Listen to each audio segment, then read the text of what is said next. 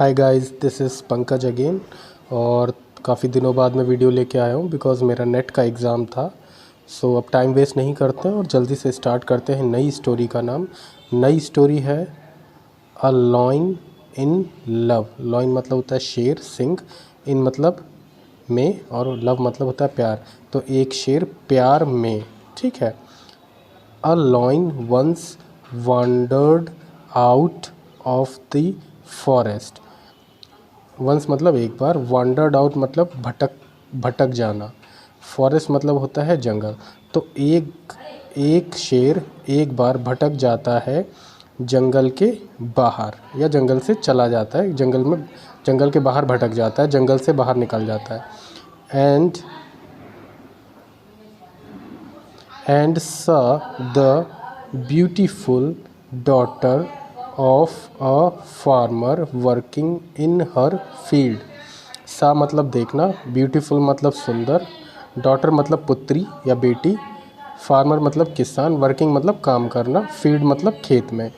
And सा मतलब देखता है, द सुंदर पुत्री को, ऑफ ए फार्मर किसान की सुंदर पुत्री को देखता है, जो कि वर्किंग इन हर फील्ड जो कि काम कर रही होती है खेत में अपने, ठीक है।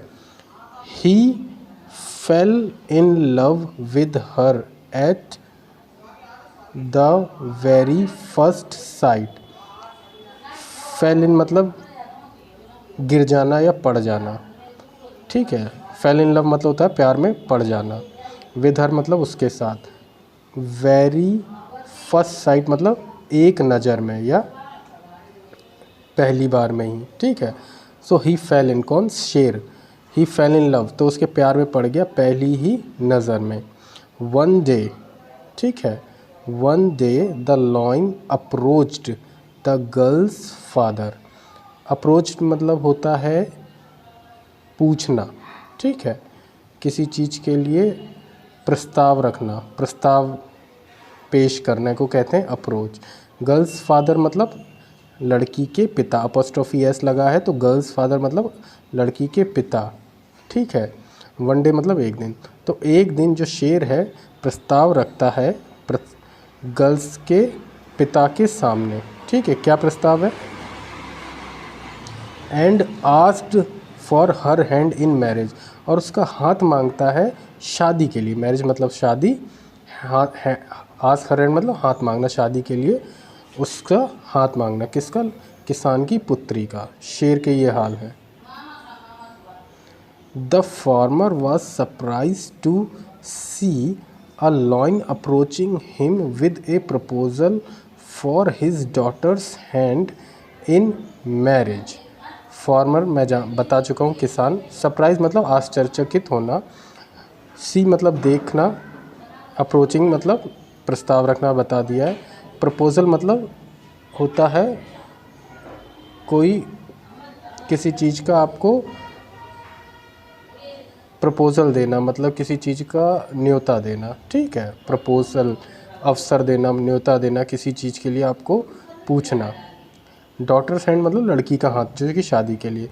द फार्मर वाज सरप्राइज, किसान बहुत आश्चर्यचकित होता है ये देखकर कि लॉइन उसको अप्रोच कर रहा, प्रस्ताव दे रहा है अपनी बेटी की शादी का, कि उससे शादी कर दे। But he could not decline his offer outright.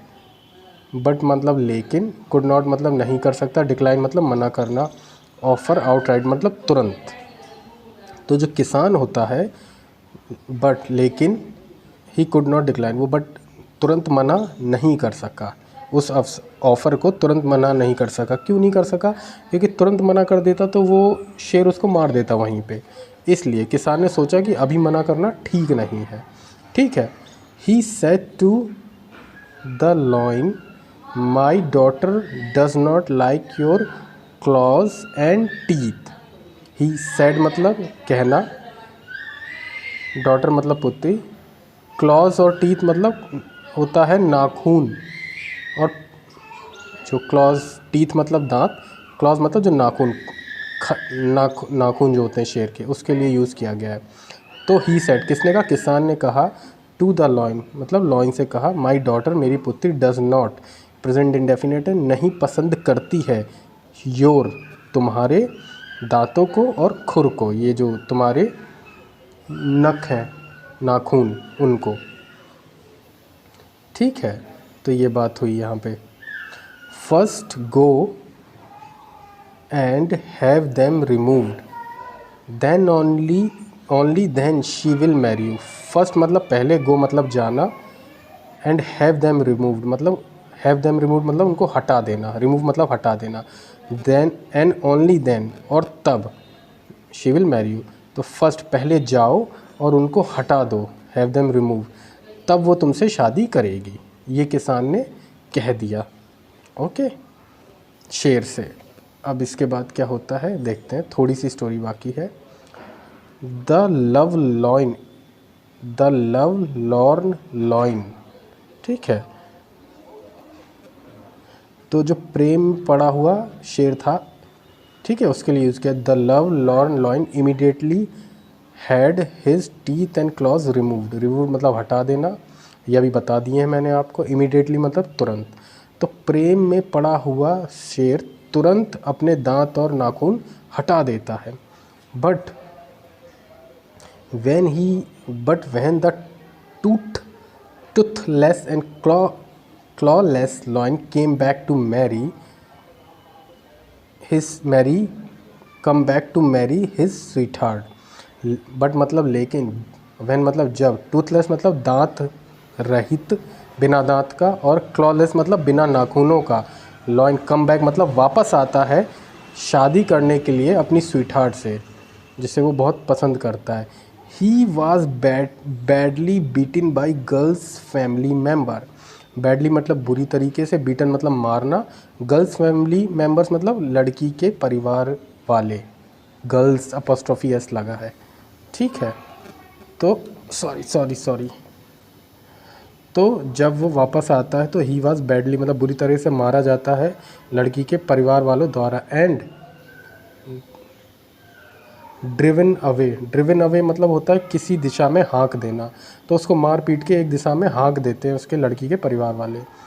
What harm could the poor lion do without teeth and claws, तो हार्म मतलब नुकसान पहुंचाना, कुड पुअर लायन मतलब यहाँ बेचारा, क्योंकि अब उसके पास ना नाखून है ना दांत है, इसलिए बेचारे का यूज़ किया गया है। विदाउट टीथ एज नॉ, विदाउट मतलब होता है के बिना, टीथ दांत, क्लॉज नाखून। तो क्या हार्म पहुंचा सकता है बेचारा लॉइन, पुअर लॉइन, बिना दांत और नाखूनों के। इसीलिए कहा जाता है, इस basic moral of the story ये है कि हमें किसी दूसरे पे जल्दी विश्वास नहीं करना चाहिए, और अपनी जो स्ट्रेंथ है दूसरों के चक्कर में उसको बर्बाद नहीं करना चाहिए। कभी कभार बच्चे ये करते हैं कि उनका टैलेंट कुछ और होता है और किसी और को देख के किसी और फील्ड में घुस जाते हैं किसी और के कहने पे। बेसिकली हमें अपनी स्ट्रेंथ नहीं खोनी चाहिए, चाहे कोई कैसा भी हो। Thank you friends.